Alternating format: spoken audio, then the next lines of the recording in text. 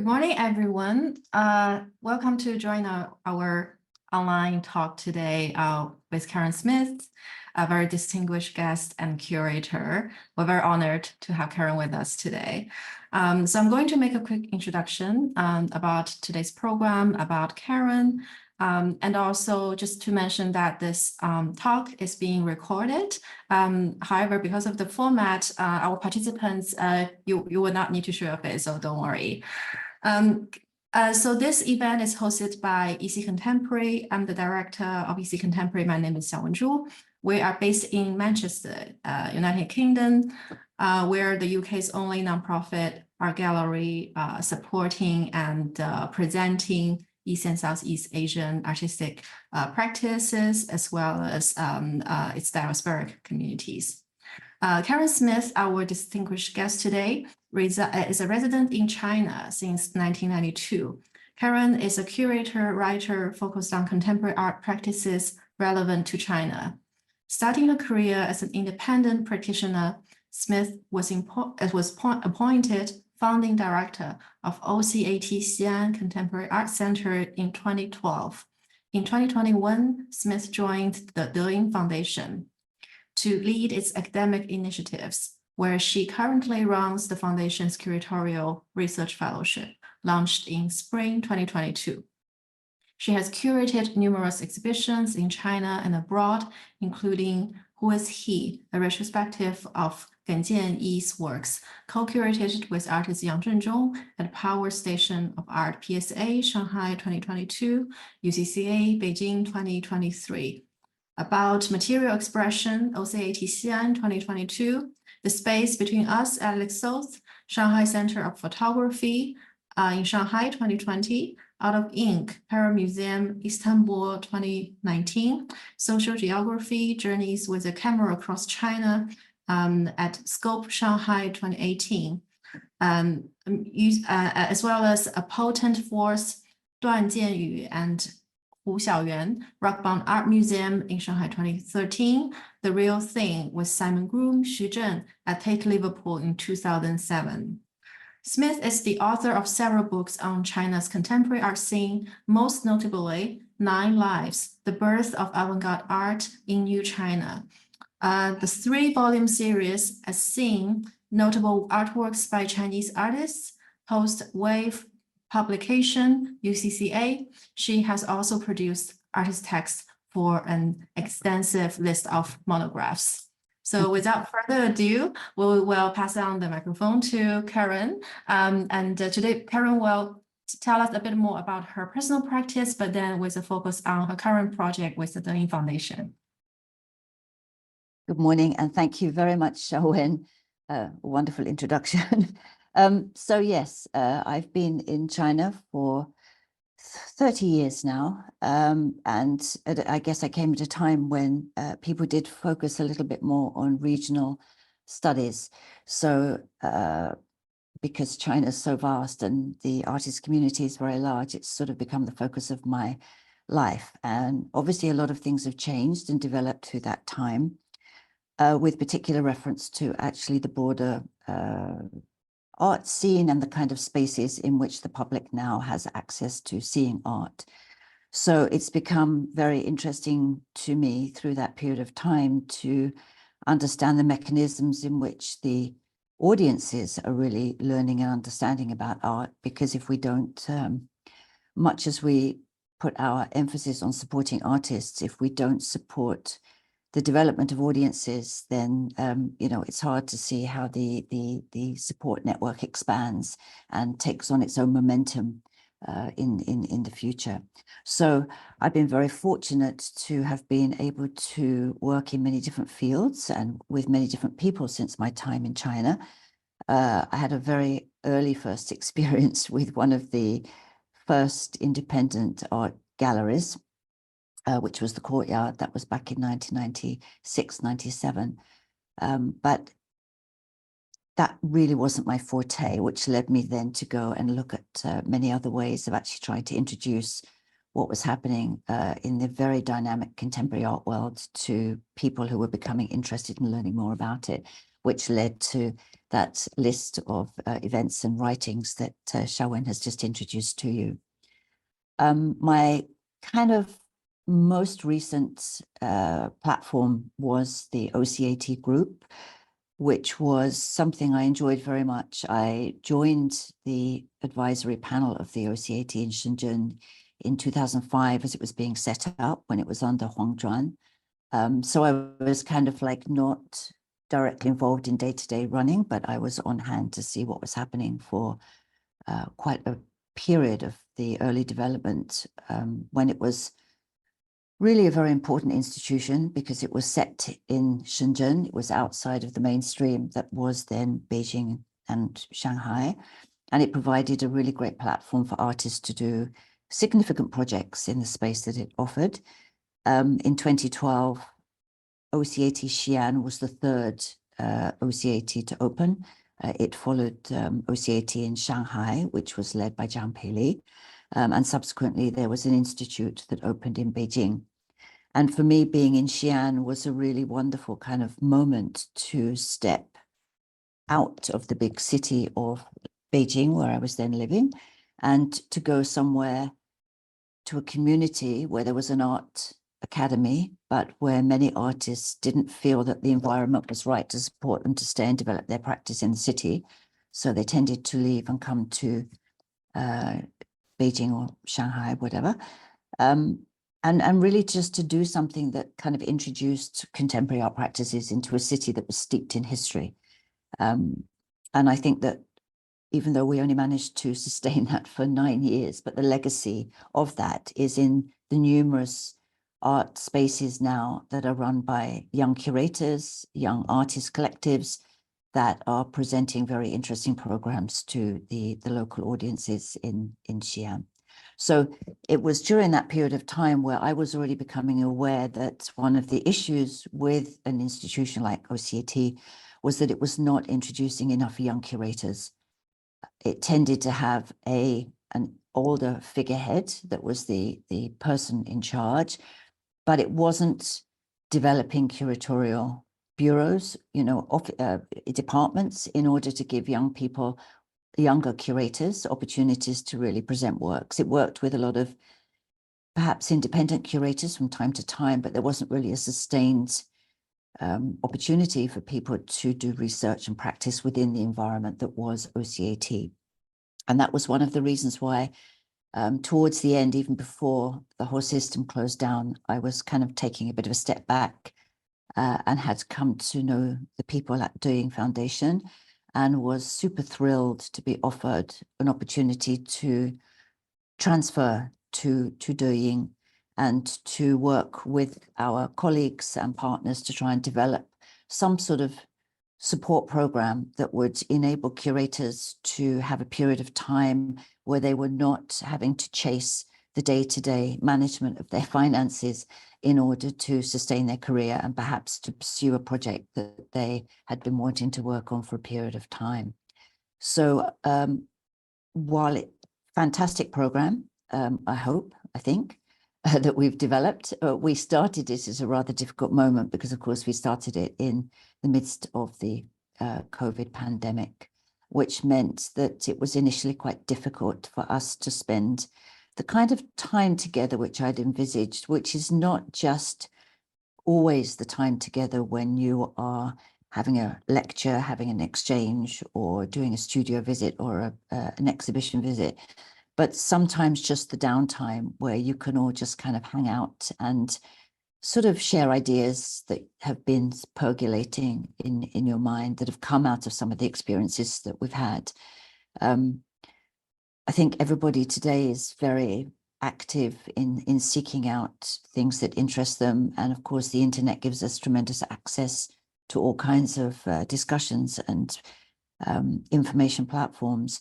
But sometimes in the process of digesting some of the ideas and testing out how they fit with our own ideas and our own approach to dealing with the arts, our curating or, our relationships with artists, it's very nice to have a kind of a support group with whom you can sit down and just kind of, test ideas and thoughts. So this is really a little bit of the core that we're trying to evolve for the program. We've just launched our second one, which will begin in May. I'm very much looking forward to that. The first had 4 panelists, four fellows, and this time we're taking 3. So actually, maybe I could just tell a little bit about Ying Foundation. We have a very simple PPT that I could share that would just give you a bit of an overview. And I think it's important just to get a little bit of visuals, simply because as part of the development of the arts in China, as I mentioned earlier, from almost the earliest point on, there's been numerous foundations that have evolved. And I think particularly outside of China, people struggle to understand what a foundation means within the cultural environment that is China, because it's actually a very much more complex organization to set up, especially in today's world. So it has to be completely transparent, and there are actually very few foundations that are registered within China. Our Ying Foundation was founded several years before I joined, and really because if we go to the first slide,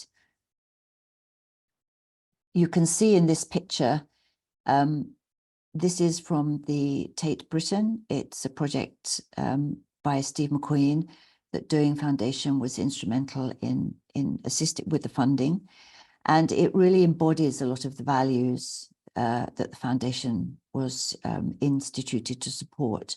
And that is about education, about getting kids involved in seeing, understanding, and learning about contemporary art, and then transferring that into a public institution where everybody has access to that project. So this was a really great project to launch with, in a way, because it covers so many of those areas, which I think are very important to the development of the arts in China. Kind of like education is in perhaps in the UK today. There's very little arts education as part of ordinary schooling. There was a little bit more, I guess, back in the day when I was at school. We did do art O-levels and A-levels, and even using the words O-levels and A-levels gives you an idea of quite how long ago it was that I was at school. But I think that if you have access to art when you're young, you have a certain opportunity, in the same way that if you're exposed to literature or music when you're young, you have a certain possibility in your life to see the world through a different prism as you grow.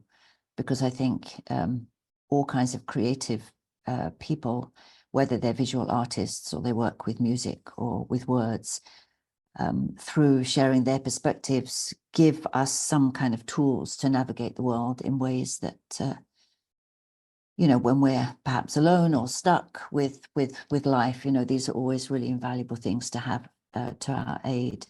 So giving younger people the opportunity to explore art and just to engage with it. I often find that in the exhibitions and the projects that I've done, where even in Xi'an, where we were always dealing with contemporary art, but when we did have projects where, you know, children either came with parents or perhaps slightly older came by themselves, that very direct, intuitive sense of looking at something is very precious and is important to be nurtured, especially when you're in a kind of an education system which deals with a lot of rote learning and kind of memorizing things rather than utilizing your own ability to observe.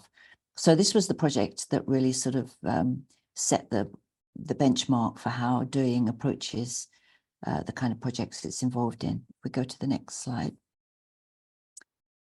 And this is just, you can see this is on the website. So there is very simple, yingfoundation.org, gives a little bit of an overview. And the interesting thing is that, you know, given the difficulties of actually setting up something that's meaningful and that has an impact, the foundation's always placed a lot more emphasis on actually doing rather than speaking about what it does. So we haven't been terribly public facing, and we haven't really been actively utilizing a lot of social media. Yeah, well, that's another conversation. But anyway, social media is such a difficult thing to navigate well in the world today. But we do have a website which we update, and it carries basic information, but we are much more of a slow burn in the way that we deal with things rather than diving right in. And that also comes back to the fact, as I mentioned earlier, about the difficulty of setting up foundations in China, and the fact that a lot of people have utilized this name to give a kind of a social status or kind of an expectation of what they're doing, which may not always be the case. And therefore, people have a little bit of kind of suspicion towards this idea of a foundation to do with arts, especially where some of them have proved to have a very sort of self-interested commercial aspect. And that's something we're very careful to try and steer clear of. Yeah. So this is the introduction to what it is that we do. That's on the website. If we go to the next slide. So this just shows that again. So there's a small set of windows on the website that introduces projects that we've been involved in so far. So this, of course, was the first one. If we go to the next one. So the next one was really sort of, when we started with projects in China. And it's interesting to look at institutions in China. There are very many, we often see reports of the very many new museums that are opening. But even as with the case of OCAT, they're not always able to sustain their practice for more than a decade. It seems that very often 9 years is the length of time that many things exist. So we are really looking to work with partners that are stable, that have a proven track record. Yeah, so UCCA was an obvious partner, and Xiao Fei's exhibition as her first major solo show in China, even though she's extremely well known internationally. But this was her first major solo exhibition to take place in China. And of course, this took place, I think it was 2021. So it was just at that time when all institutions were experiencing some slight difficulty because of the pandemic. So this was deemed a very worthy project to support. And the next one. Yeah, this is just, again, Louisiana. And the next. Yeah, and this was support that was also given. UCCA is an institution that has been supported on several occasions. And this exhibition, which happened to be one that I was involved in, obviously, was one that I'm very happy that we were able to support as well. Yeah, a rare opportunity to show the work of an artist who had passed away, and who is extremely well known within the art circle, but not so entirely well known to a broader audience. So it was a very valued opportunity to actually speak about aspects of Chinese art history, which is also not terribly well known to audiences within China, through the work of one artist who made a very significant contribution to the development of conceptual art in China from the 1980s. Yeah, go to the next slide. Yeah, so this is the program that I run. It's called the Doing Curatorial Fellowship. And as I mentioned, it was launched in 2021. And it's really, if you go to the next slide, I think is there an introduction? Yes. So it was really an idea that had been discussed before I joined. So there was kind of a framework, an idea of a framework before I became involved. And as it says here, it was to be an 18-month program to support talented individuals to develop their experience of exhibition making within the field of contemporary art. So 18 months is a very long time for a program. It's an unusual length of time for this sort of a fellowship. Most MAs are today only 1 year, but we really wanted to have a program that would give some sort of sustained support, where it wouldn't be cramming everything into a squashed or compressed period of time, but that we actually could come together and then sort of, go back to carry on doing some of the normal research work that curators would be involved in, and then come back together again through various periods of time as the 18 months progressed. And it was really with an idea that we could provide a kind of a mentorship where people could constantly discuss what they were doing, and perhaps if they ran into issues. And just, with the idea that we were helping to develop means of thinking. I think that if you've, have any familiarity with the world of curating or the arts in China, there are so many talented curators, really bright young people who are working within the field. But very often, partly because of the pace of the kind of like the general lifestyle of the art world as it is today in China in particular, which has kind of adopted a pace that followed on from opening and reform, and the kind of the big economic development that took place, through the 90s and the early 2000s, and that kind of pace of life never really sort of slowed. So it's become sort of the mechanism of practice for the way that institutions are run and the turnover for exhibitions, or, of course, galleries and art fairs, and just generally kind of art events everywhere. So it's a kind of a frenetic pace where everybody who's been involved, perhaps in learning about curating and has spent time looking at exhibitions, gets the general idea. And it's very easy to adopt a mechanism whereby you can put on exhibitions that look like contemporary art and look like they dovetail with what's happening generally, in the same way that we can all adopt the fashions of a season. But to really gain deeper understanding, especially in support of artists who are maybe trying to think along lines that don't always dovetail with what are the mainstream ideas of a moment. I think that it's really important to give opportunities to people to slow the pace down so they can actually take time, not just to have a conversation once, but they might have an initial meeting and understanding and then go away, do some research, and then come back with more questions, so that you're constantly being able to probe questions that weren't quite answered the first time round, rather than just falling into a means of doing things. And that's really the goal of how we've tried to set up the program. Of course, it's quite difficult for people to step out of their normal life. So we also have to dovetail how we structure the activities of our program so that the fellows can carry on keeping in contact, because being part of something is such an important element of how you become a successful curator.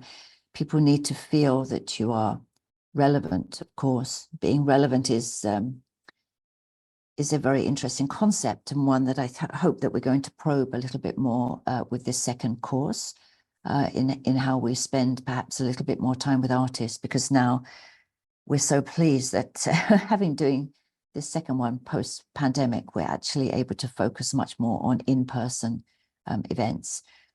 Maybe we can just introduce the first fellowship. We had 4 fellows, which includes the following people you can see. Yeah, so one was Fu Yuan. It was very interesting because we invited people to apply, and we had a kind of a sort of a short essay that we asked people to write, basically about something that they really felt strongly about, but also to introduce themselves and why they felt that it would benefit them to join us for this program at that particular time. And because I think we were in the pandemic, we had a very, very large number of people apply, several hundred, I think close on 400 people. And many of them were perhaps people who had intended to go and do their masters abroad, who were hoping to join a PhD program, but because of the pandemic had not been able to do so. And one of the things that we, or perhaps unable to complete programs that they were already enrolled upon. And one of the things that we didn't want to do was to just take somebody who was straight out of study or still completing their studies. And there's quite a good reason for this, because obviously in an environment like China, and our kind of the program is focused on people who are not specifically mainland Chinese, but people who I guess you could say diaspora, people who have a relevance to China and perhaps to working in China in the future. That's part of our very vague description of what we're looking for.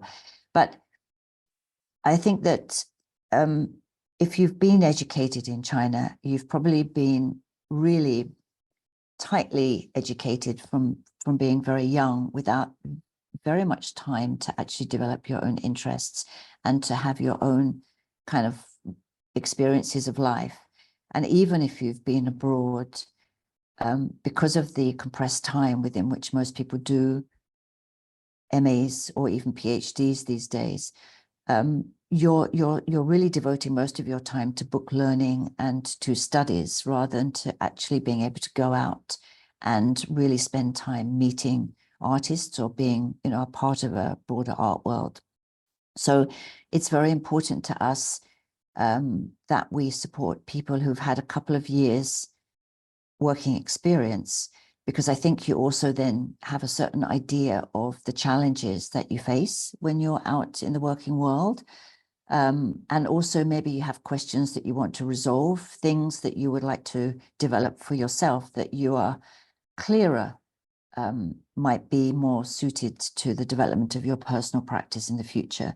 So within the group, with the very large number of people we had who applied for our first fellowship, we had a group who were kind of what we felt to be more the ideal candidates who had been working independently, who, like Fu Yuan here, had started their own space, who had, you know, come into all kinds of, well, she had a tremendous range of experiences, but also run into certain issues about how you fund and structure independent projects, and was keen to kind of, you know, spend some time rethinking or how she would orient her career in the future. And this was typical of the other three that we had too. So one was Fu Yuan here. So you can see here that she had a very broad experience before. And at the bottom, the last sentence says she's currently based in New York, where she's working with CADIST Foundation. So she joined CADIST after the end of our foundation fellowship course. Yeah. And so next was Guling. Guling had a very, very broad experience working with a very wide range of different institutions. I think you can see also the description is here too. And she came with a lot of questions, which was really good, because these were a lot of issues that we explored during the fellowship, which I think are questions that we're going to, certainly I will be thinking about taking to our next fellowship, which are about communications and language. One of the first things that Gulin said when she arrived was, having worked in a big institution, that was one of the greatest challenges for institutions today, is how you reach your target audiences. You know, what platforms are you using, and also what language are you using to communicate and to draw people in. I guess in China in particular, we have a lot of slightly decentralized media platforms. So using new digital platforms has become very important for institutions in communicating and reaching their audiences. Yeah. And this is Gwenny Kam. She came from Hong Kong, and she is an ethnomusicologist, which we felt was a really interesting aspect to have on our course. Somebody who didn't come directly from the contemporary art world, who had very clear ideas about how exclusive she often found working within the contemporary art field, because she didn't have a direct arts background, but she's a, you know, very highly trained musician and working with sound art, and had run into all kinds of issues with how sound art had become sort of a little bit of a trendy part of many contemporary exhibitions, but without a real understanding of what sound represented, and how she felt that that really excluded a lot of sound artwork from reaching the audiences that it could reach. because the presentations weren't always ideal. So this was a very interesting aspect for interpersonal learning amongst the group that we put together for the fellowship. Yeah, and the final candidate was Li Jia. Li Jia is an independent curator. And if I say fiercely independent, it's because she has some really interesting ideas about collectives and independent groups, people who are outside of the mainstream and don't always get the kind of visibility that they deserve. And so that's become quite a focus of the work that she's done. She did an amazing series of exhibitions when she was working at the Taikang space in Xiaochangdi in Beijing, which if you've ever traveled to Beijing to look at what's going on with the contemporary art, you maybe will have heard or have seen just what an important role Taikang space played in the period of time from sort of like, I think 2010, when it was inaugurated. So it's always been a very important institution, and Li Jia had a very significant role there. Yeah, and also as a writer. So that was our first group. What's the next slide is, yeah, so we did lots of things. We wanted to, one of the things that is very important for us is to try and give people opportunities to sit down with institutional heads and people who work in curatorial departments at different institutions to understand how different institutions work. Because of course, even though curators might have their own particular approach to practice, every institution is different, whether it's the space or the structure or the, the periods of time that they allot for research and the development of exhibitions, the scale, and of course the budgets that are available and how they work with independent practitioners. So we really wanted to give our fellows the opportunity to sit down and to be able to ask questions very directly. So we very rarely would ever record anything or film anything, because we always want it to be that kind of comfortable space where people can speak very freely. Yeah, so this was at UCCA in Beijing with the director, Phil Tenari. We go to the next one. And this was at M+ in Hong Kong with Pauline Yao and Wu Mo. So one thing I didn't mention is that Ying supports a couple of curatorial positions in different institutions.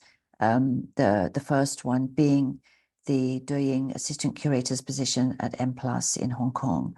And this is something that I think will be developing a little bit further in the future.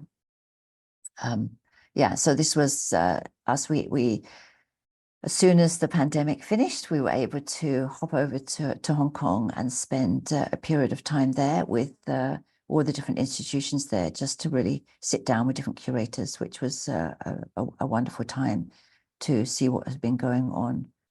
Because at this point also M+ had just opened. So it was an interesting moment to be there. Yeah, and the next one. Yeah, I just mentioned this earlier because this was us at the Asia Art Archive, where Anthony Yeung at Asia Art Archive brought in a large group of Hong Kong artists. So this was a really interesting opportunity for us to understand the practices of Hong Kong artists at a moment where Hong Kong itself had been through quite a period of turmoil. And there was also, a lot of thinking about what it was to be an artist in society and what the content of art might focus on. And here we were talking with Angela Su, who is such a great artist and has some very nice pieces in the show that's on at the Barbican at the moment about textiles. And I think it's called The Power of Politics in Textiles. So she has a lot to say and a very beautiful way of expressing it through her work. So this was a really wonderful exchange that took place. Yeah. And the next one. Yeah, so this is one of the ways that we were able to do it, our meetings with people when we finally were able to see people in person. So this is in a cafe called Wujin in Beijing, which is run by the artists Rainier Ho and Wang Wei. Rainier, who also has a very nice project on at Times Museum in Guangzhou at the moment. She has a piece in the show that's just opened, and also in a project space in Dongguan. Yeah, so we were able to bring together on a Sunday morning, we took over the space and brought together a group of artists just to sit down and kind of discuss what they were doing. And I think that these kind of events were really interesting for getting a different insight into how, you know, artists and curators might communicate. Yeah, and the next one. Yeah, this is just some of us on our studio visits. One of the interesting things, of course, is looking across generations a little bit, because we're in a period where a lot of the younger curators come to art today with very little knowledge, or often perhaps not even I wouldn't say not interested in art history, but not seeing the relevance of older artists, or what older artists contributed to the world that they are in now. I think this is quite invisible if you're just in China. So this was us in Ding Yi's studio when he was preparing for a solo show. And the next one, this is Zhang Xiaogang's solo exhibition at Long Museum, which actually Li Jia was involved in curating. So it was really good. We had a number of projects during the fellowship where different fellows were involved in curating projects. So it was really great for them to be able to talk through what it was that they were doing and how they approached different exhibitions. And Zhang Xiaogang's was actually quite a challenge to present in Long in the way they had originally envisaged the exhibition. Yeah. So the next one.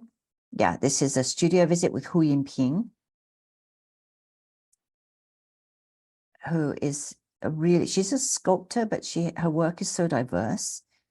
And this is a project for a future civilization that she's envisaging, which, if it can be shown in its entirety, will be a really interesting exhibition. Ties together so many elements of kind of what China's cultural context represents as a past, present, and, you know, future vision within the context of the present times. Yeah. And the next one. Yeah, this was with Jaffa Lam in Hong Kong. Again, Jaffa Lam, who is also a very interesting artist who often works with textiles and has a lot to say about the social environment in which she works. Yeah. And next. So the fellowship program didn't really have any specific aims other than to support the fellows through some development of research. But it was important that we offered them the possibility to kind of like sum up what it was that they were doing or what they'd been researching at the end of the program. So that's partly why we're here today, was to introduce the first of what we hope will be an interesting series of publications, which we've called the Future Projects series, because we realize that many curators, like many artists, when they start out, they maybe start out with one or two questions about, you know, creativity, the world, topics that interest them specifically. And these tend to be topics that they return to again and again in different ways through their careers. So we wanted to kind of give that an overarching series title. So we've called it Future Projects. And these were the presentations that we did in tandem with the Institute of Contemporary Art at New York University in Shanghai at the end of the 18 months. And each of the fellows talked about what it was that they'd been working on. So that was that. And the final, yeah, so this is the book. We made it very simple. It's really supposed to be factual and functional and something that's readable. So it's a small publication. It's not intended to be a coffee table book at all. It's really just a compendium of writings by each fellowship that will be produced at the end of each fellowship program. Yeah. And I think is there one more? Yeah. So when because of the way we structured the first one, and partly to do with how the pandemic played out, but also paying very close attention to the feedback from the fellows in the first iteration, we decided to slightly reshuffle the organization of the second one. And I think that this is something that we will do. We will be looking to pay quite close attention to the changing needs of curators as we develop the program. But for this one, we invited each applicant to develop a proposal for an exhibition project that they would like to realize. In fact, it didn't have to be an exhibition project that would be realized within this period of time. It would be some idea that might be a future exhibition that they would develop with us, because we would offer the possibility to support them as they did the research. And then we would try and organize a whole series of workshops and talks that will support each of their individual interests as we develop. And that by, through discussions or whatever, they will have opportunities to test out ideas and really learn from each other how they see their ideas shaping up. And we're also this time providing a certain specific degree of mentorship. In the first, we had Pili and David Carrier. David Carrier is an art historian based in the US. And of course, Pili needs no introduction, having been at M+ and is now artistic director at Taikun in Hong Kong. They really helped us with regular discussions through the first fellowship. And this time we will have Nikita Tsai from Times Museum is one of our mentors. And we are still going to be determining the others when we hear more from the fellows of who they would like to bring on board. So yeah, that begins in May. So basically, that's where we're at with the program. And I think it's an ongoing process of exploration. We're very happy to have this opportunity to, I think for me as well, having worked for so many years as a more or less independent practitioner, I think you do tend to feel, even when you're working in an institution where I was, partly because it didn't always feel that there were easy spaces for discussion, you do tend to feel like you're going along in your own path. And even though you take a lot of notice of what's happening either side, but to actually reach out to get the kind of feedback that you might welcome at certain points from colleagues or peers is not always as easy as one might imagine. So I hope that this is what we are able to support, and that through time, the fellows will become like their own network and, be able to support and sustain each other and come back to us for support for their own projects in the future. Yeah. Thank you, Xiaowen.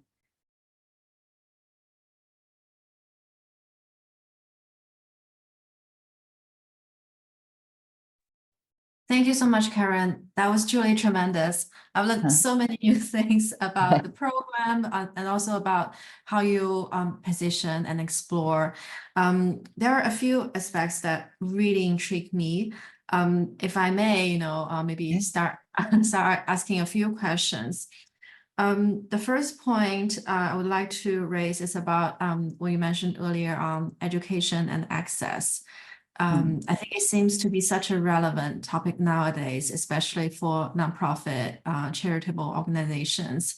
What it means, for organizations like, the Ying Foundation or EC Contemporary to really prioritize the access, for the general public as well as diverse communities, marginalized communities would otherwise not having, such access. So I was just really intrigued by that point, and also wondering if you could elaborate a bit on that, and also maybe, if possible, kind of embrace us with your early experience in China. Because also, as you mentioned, the contemporary art scene and the whole society, has transformed so significantly like no other, in the past 30 years. Yeah. So in that context, and then, education and access. Yeah. Well, I think it's a very good point. And it comes back to the whole structure of education, I think, in China. Partly the education system in terms of how people are required to sort of learn and maybe not to ask too many questions and to have too many individual opinions. And even though I think that within family structures, this has changed tremendously, where parents are very supportive of younger people being more independent these days, but still, in order to get through school, you have to be very obedient. And I think that this makes for people, individuals who are super smart, very book learned, with great knowledge, but who are not always able to use that knowledge and turn that to standing in someone else's shoes and seeing the world from their perspective. And I noticed this from very, very early on when I was observing how OCAT in Shenzhen was structured, that it was very much oriented towards the art community, the art circles. And I think that that's because the curators and sort of organizers of that period came out of an art world in the 80s and 90s, which was very self-referencing, because it was not exactly underground, but it was certainly on the margins of society and not really very visible. So people were used to talking to themselves. And one of the reasons actually why I developed the As Seen series of books was because after we did, when I was involved in working on the Tate exhibition at Liverpool in 2007, that was a really good kind of learning experience, because of course, Tate Liverpool wants to think very much in terms of how the audience is going to appreciate the works of artists from China and how they're going to have an inroad to understanding what they were about. And when I kind of thought through a lot of the ways in which we had to explain, if you like, an artist's position or the social context, it made me realize that you could do so much more in China, because of course Chinese people, the local audiences, were so much more familiar with the cultural environment and what was happening generally. So they had much easier access. So there's a period of time from about 2008 where I really started focusing on doing exhibitions in China. And that was really rewarding, because I think we thought about works that really connected with the social kind of aura of the moment. And it was, well, yeah, I don't want to say much, but it was good. But I realized that because at that point in time, you also saw the growth of, that's about the time when UCCA was opening. You saw the sudden beginnings of art fairs, and also there were, these new private museums that were opening, and very few of them seemed to take into account sort of any audience awareness. And I would often hear people in exhibitions asking what did something mean, or why was it like that? And it reminded me of when I was sort of, very young, and hearing my perhaps slightly conservative, family, friends, relatives who would be looking at contemporary art. That was the moment when Tate was buying like Carl Andre's bricks and talking about it being, it was rubbish. It wasn't art. How could a pile of bricks possibly be considered art? And that was always very intriguing to me, because I wanted to understand why. So I really thought that by doing this As Seen series of books, it was a way of actually being able to try and stand in the position of somebody who was coming into a gallery space or a museum space for the first time and looking at objects. I wasn't quite so interested in thinking about painting, because I assumed, wrongly or rightly or wrongly, that perhaps it was easier to look at a painting and to try and, discern a narrative or discern some meaning in it. I was just more interested in trying to help people understand conceptual art. But I think that things have not really changed. We've got more museums and more exhibitions happening, but partly because people are very nervous about describing things and writing about things, often in China, about getting it wrong. So you don't often see very easy descriptions in exhibitions. They could be overly academic, or there's nothing at all. And I think that one of the reasons why there's been so many issues with what's now become censorship in China is because artists have presented works that have perhaps not been explained or articulated clearly to audiences. And then, of course, people come in and they might be offended, or they might be, they might misunderstand and read something that was intended to show us our own prejudices, but actually end up seeing as though it was prejudice itself.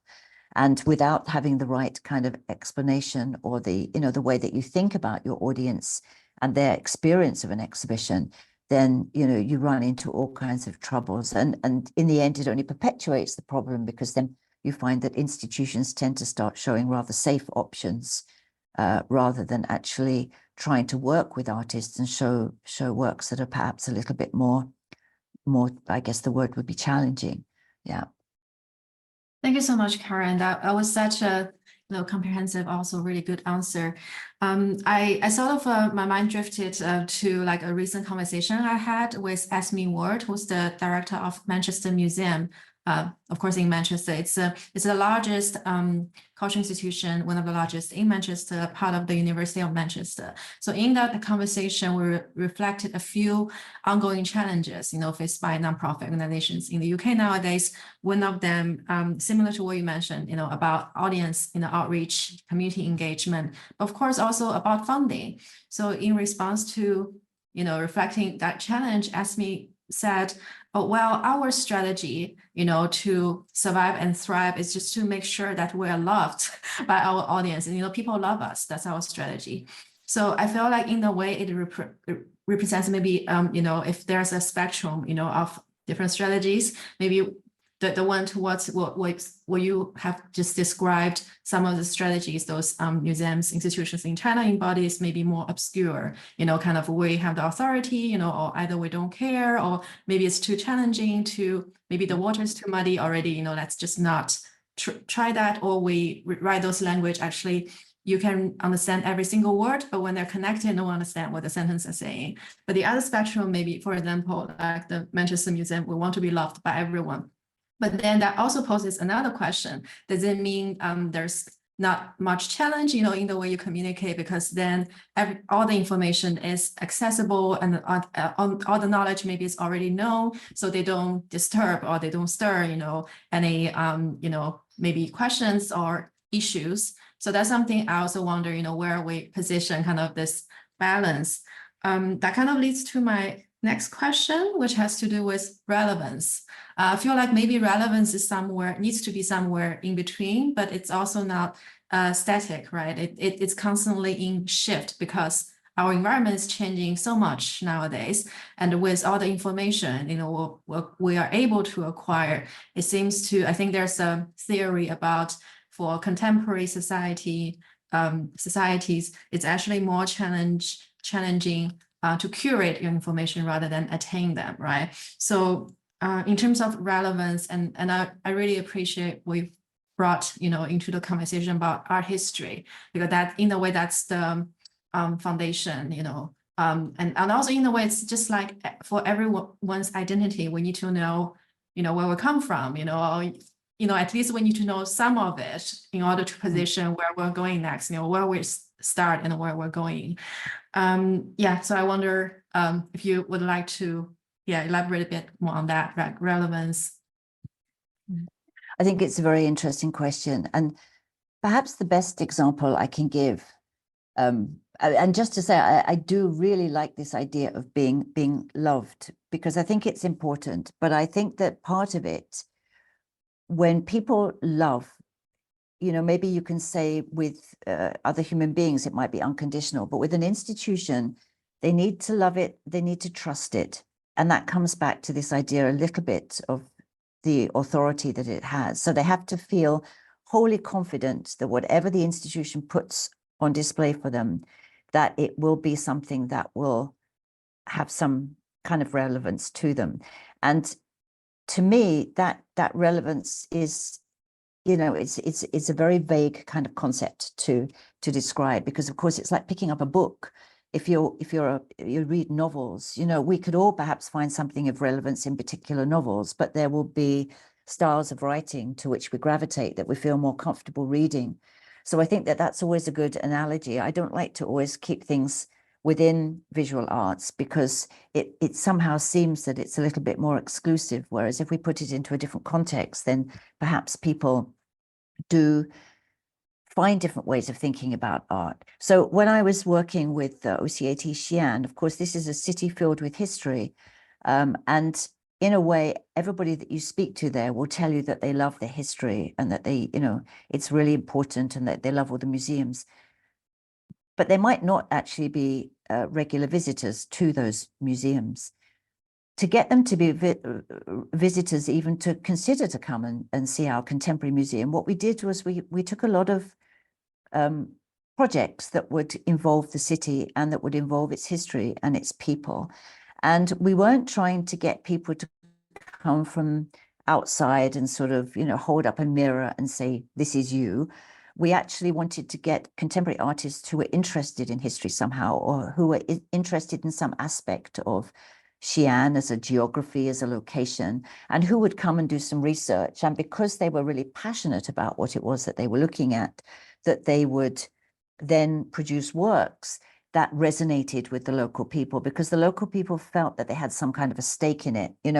We had a whole series that was curated by a young man, Yang Xi, who's based in Xi'an, who looked at the shifting paths of the rivers through Xi'an and how that had changed the geography of the city, and worked with different artists who came in from across China to look at that. And that was really great because everybody could recognize the geography and the space and the physicality, and then find something within the works that were put on display.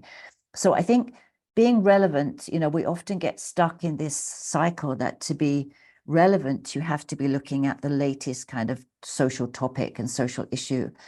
While I agree that that is relevant, but I think that sometimes it can feel too much like a forced issue, especially if there hasn't been enough time for people to digest what it really means, what the topic really means for broader society. And we all have a passionate knee-jerk response to something, that we encounter, whether it's as a woman or as a minority, or somebody who feels that they've been maligned for some reason or not respected. We can always have a knee-jerk reaction, but perhaps if we're able to take a step back and see a broader picture, we have a more measured response. And I think that with all art presentations, there has to be something of a more measured and thoughtful response, because that's where I think art becomes enduring, and it has the possibility to transcend specific cultural environments, because it speaks more about the condition of being human rather than just something happening within this particular place in this moment in time. And to me, that's really what the relevance is, and how that works best. Like, I find a lot of times going to museums today is almost more exhilarating than going to contemporary spaces, because rediscovering the past and realizing that actually our current generation is not quite as new and innovative as we believe ourselves to be, it kind of puts things into a perspective. And I think it gives you a broader idea. I do like going to, of course, I spend a lot of time at contemporary shows, but one of the hardest things I think that we have to face today is the fact that we're looking at a very broad world that's very culturally mixed, and understanding the degree to which a person, an artist, draws upon their specific cultural identity to make the work, to me is one of the real great challenges of understanding the art that we see today. Because there's a seam of people who would disassociate themselves from a specific cultural or ethnic identity to be part of the broader global world. And yet I feel that all of us, as somebody who came from Britain but has lived in Asia more than half my life, I know there are things that it's almost impossible to shake. And we have to constantly remind ourselves not to go into those certain default modes of those habits that we have of speaking or thinking, in order to not slide into kind of prejudiced ways of being. And I think that it's very interesting when we look at these big international biennales today, where you have people that come from so many different cultural backgrounds. And to me, I guess it's thinking about how you respect the work of an artist today that we have to take on board so much in order to grapple with what's being presented to us, that it's, but maybe that's just my hang up coming from an era in which we placed so much emphasis on art histories. Yeah. Thank you so much. That was really tremendous. It kind of leads nicely also to my next question, which is about curatorial positions, and also the changing needs for especially the next generation of curators. I'm sure there's a lot they need to navigate, especially in the context of what you just described. But then maybe more specifically, as the director, who's shaping, this curatorial program, which is also very new. I suppose, especially in the context of China, there's not so many playbooks or guidance you could follow. Maybe there's none. So how do you prioritize? How do you prioritize your strategies, or agendas, and how do you kind of also implement them, in the way you lead this program going forward? Well, I think if we're talking just about the program, I have a certain set of questions, I think, and these are perhaps questions that are relevant to me, and I would perhaps test out with the fellows to see if this is aligned with where their interests are as well. I think that with the first one, I had a kind of an idea about how we could communicate with people, that networking was very important, and that somehow sort of like being able to share things cross-culturally would work very well. I think that that was a little bit inhibited because we weren't able to meet people in person. And I realized that sometimes when we're talking across cultural contexts, it's quite difficult for people to step into, another way of looking at something if they've never been to China, for example. So with our strategy this time, it was really about trying to find ways, even though we work within a specific budget. So we want to do a series. I decided it would be good to do a series of workshops, for example, and how could we bring in some people who would be relevant within the fields within which they're working, and somehow that relevance would really resonate with what's happening in China, and also with the kind of platforms and opportunities that are offered to curators within China, specifically our next 3 fellows. So it's a kind of a step by step. I have never in my life, I mean, sometimes when I talk about these things, I know that people think I'm very vague and not decisive, but it's always been my way, or at least I think that I've been very privileged that because I have this certain indecisive quality, that you actually learn so much by the accidental encounters that you have along the way. When something comes up that if you'd had a strict plan about where you were going, you might not have been open to taking a slight diversion along the way. And I've always found that those diversions have been some of the most rewarding experiences that I've had. And it's the same in terms of my own curating career. I guess it's personality as well. I'm not that kind of person who would want to be, like the superstar curator, the one that I've always found that working within a group has been most rewarding, because there are always artists that perhaps because you have a certain taste, you might have overlooked. And yet sometimes when somebody else introduces them to a project, you find that actually they are the most interesting artists to work with. So I think this idea of understanding, not that we're not always right, but understanding how sometimes the way that we've been taught to think can limit us in the way that we develop our own ways of working, and somehow just trying to instill. So the most important strategy is really just trying to instill a certain openness whereby you don't overlook opportunity because you thought that you ought to be going in a different direction. Yeah. That was very wise. It's a definitely a wise lesson I would like to take, especially given just so many changes, are constantly happening, in our life, in our work. If we kind of undertake a very strict, guideline or thinking about KPI, in in a quarterly kind of a very, I guess, strict term, in most cases, we might just find ourselves being in a position of defeat, or dilemma, because so many things are, not always in our hand. And then I also really appreciate, the idea of the openness and collaborations. And there's, I could imagine also this co-curatorial, method. Maybe it's something that's, really enriching and nurturing the experiences of your fellows. I have one more question, and I'll be very happy to, open to our audience. I already see a few questions is in the chat box. The next question has to do with the future project. I suppose, if you could tell us a bit more about the way, you work with your fellows, the way you maybe encourage them or inspire them to think about, is it particularly kind of thinking in the broader term in terms of environment, ecology, what's going on in the world? Is the question for them to consider what are the most urgent issues they like to explore, or is it more personal? Kind of like personally what's been driving them.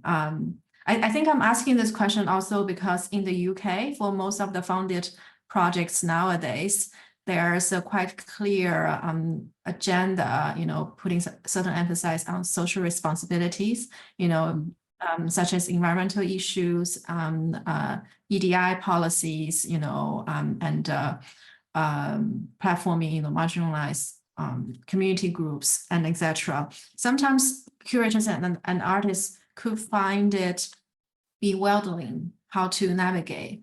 Yeah, so I'm just curious to hear from you as well. Well, in that context, actually, I think that most of the young curators I've ever encountered in China are all very clued in to the topics that you've just mentioned. So I think that some of those topics will inform their own personal interests. If you ask what would be my role, then it wouldn't necessarily be to guide them to those interests, because I think they're already very, very aware. Mm-hmm. But what I would hope to do would be to offer ways in which to question or problematize the way in which they approach it, and perhaps to arrive at a way that is more independent and more individual, more that comes from them more directly, rather than being something that's just dovetailing with what happens to be the prevailing topic of the moment. And I think that encouraging those, how we support those will be, for example, to arrange speakers, to arrange, exchanges, to arrange studio visits with all of those parties that somehow are contributing to the discussion already, and to look at the different ways in which people are discussing those ideas, but perhaps also to look back, because I think that, some of these topics are not new, and a number of artists and maybe even institutions have been exploring certain of these topics for quite a long time. But because they weren't necessarily so of the moment, in the moment that these other artists were explaining, they get sort of overlooked. And I think that this is one of the problems of the way that we approach things, is that we very often dive into, the aura of our era without really thinking about how it came into being and what is the best way to approach it. Because, my feeling, or I guess my concern, is that a lot of the discussion around the ecological issues today are, you used the word earlier, just, something being defeatist. To me, it's such a bleak kind of arena to be thinking about today, because if you really look to the data, it's very difficult for us to know what to do.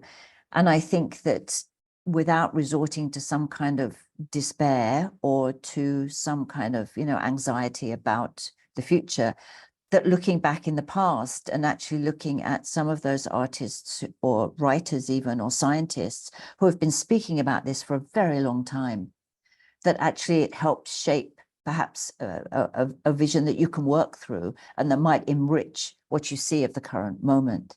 So I think that that's really, so it's asking some simple questions in a way, because I think one of the discussions, for example, that we had in the first fellowship was, what is art? How do you define art today? Even just something so basic as that, because I feel that a lot of people don't feel comfortable often going into an artist studio and just seeing what's there, or going into an environment that isn't clearly an institutional environment. What signifies the work of art?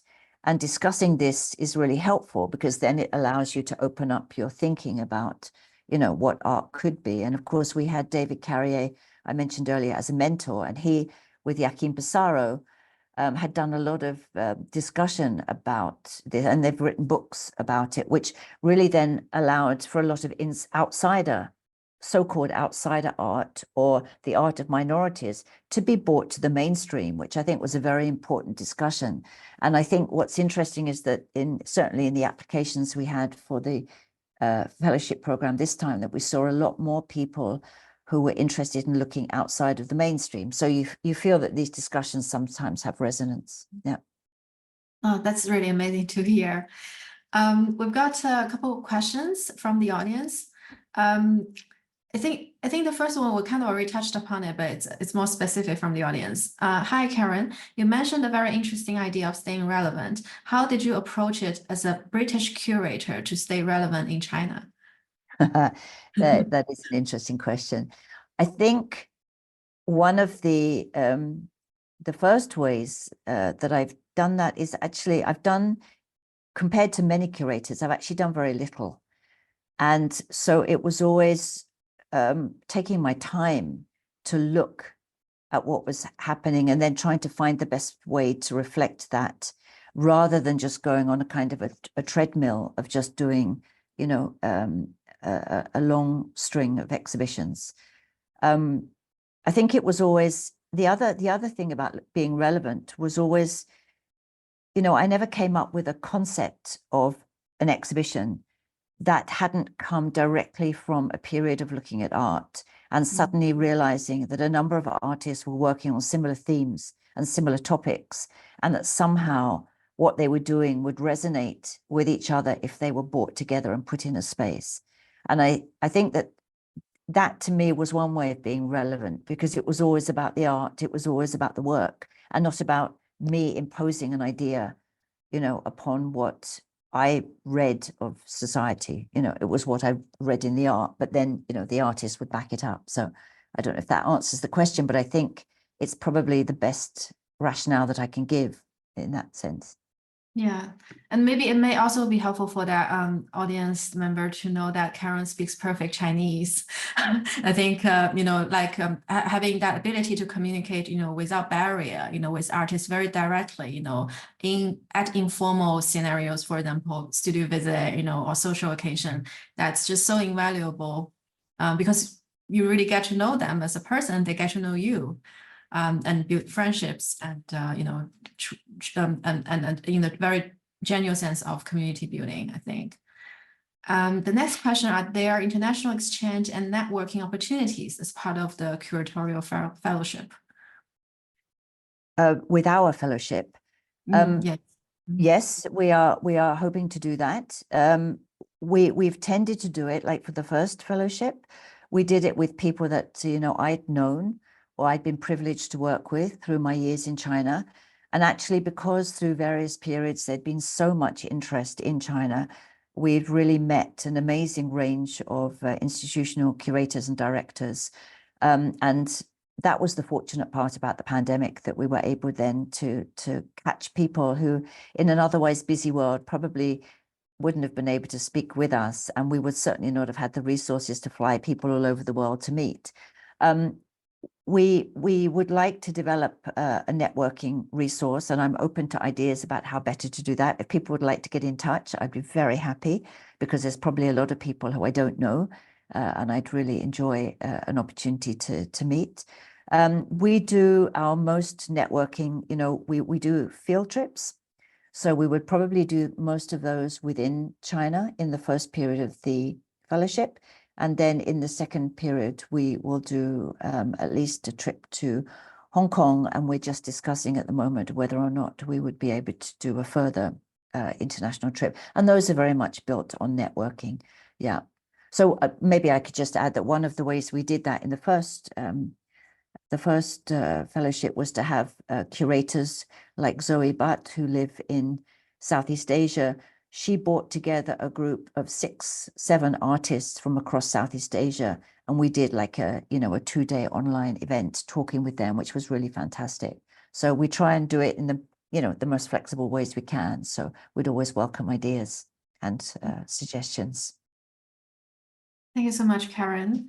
The next question, I suppose, is from a young curator, because they ask, thank you, Karen. Do you have any advice for young curators today? It's a bit a broad question. It is, but I guess the thing always is, it's like really get to know some artists that you enjoy. And also, spend time going to a range of exhibitions where you see art in different contexts, because the more, one of the things I did when I was first in China was to really just to go and see any artist that I met, and any exhibition that was on. And of course, I saw a lot of very mediocre art, and amongst the great, brilliant work that I saw. But if I hadn't seen all of that, there would be no context for understanding where an artist was achieving or succeeding against an artist who was perhaps doing something a little bit more, what do you call it, derivative, And it's really important to to develop an eye for seeing where something is quite unique. Of course, to use a word like that today is almost impossible, because nothing is unique. Everything's been done so much. But, it's been my experience that where the contemporary way of teaching in art academies, art schools, and on curatorial courses is so much about self promotion, or learning how to articulate yourself. But there is a point at which that kind of becomes a little bit formulaic. And, a curator always wants to find the authentic artist, in the same way that the artist always hopes to find the authentic in the curator. So I think really learning to see, learning to observe is really what makes a good curator. So, that's really the main work. Thank you so much. I guess another follow-up question is about, I think nowadays, most regions or cities in the world, they offer curatorial programs, but naturally that also means a lot of curators, they're not based in, contemporary art hubs or centers. So for example, in Manchester, there are also a number of universities, they provide curatorial studies. But it might, out of economic and other reasons, young curators might not be able to access let's say, where artists are centralized, for example, London or Berlin. Maybe in a more practical term, do you have any suggestions what they can do? How do they start? Well, I'm sure that you would be the first to say that there are artists in Manchester. It's, like there are artists in most places in the world.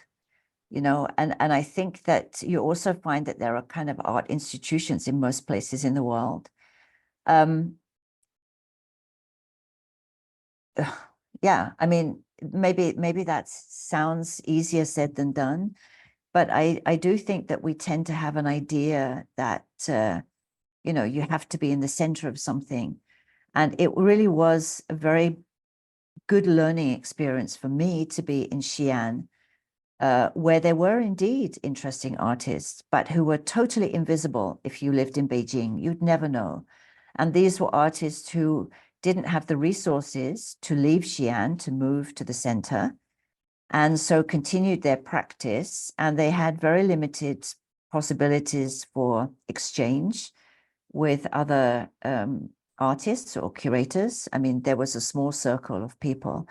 And, what we offered then for them to have access to our network was so rewarding for them. And it became a very important aspect of what we were doing. So I think that sometimes this is what I say about, having those chance encounters.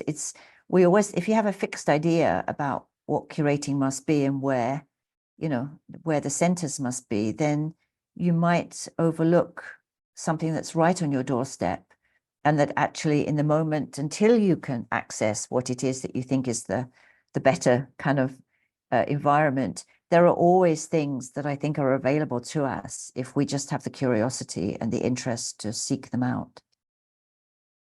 Fantastic. Thank you so much, Karen. I think that was the last question. Yeah, it's been really wonderful being this conversation with you and hearing more about the Ying Foundation curatorial project. It's extremely inspiring. I hope that we'll get to work more with each other and sharing our network. And in fact, we're going to welcome you to Manchester next week. So I very much look forward to that. Yeah, and also thank you to our audiences who joined this online talk today. And thank you, Karen. Thank you very much. Thank you.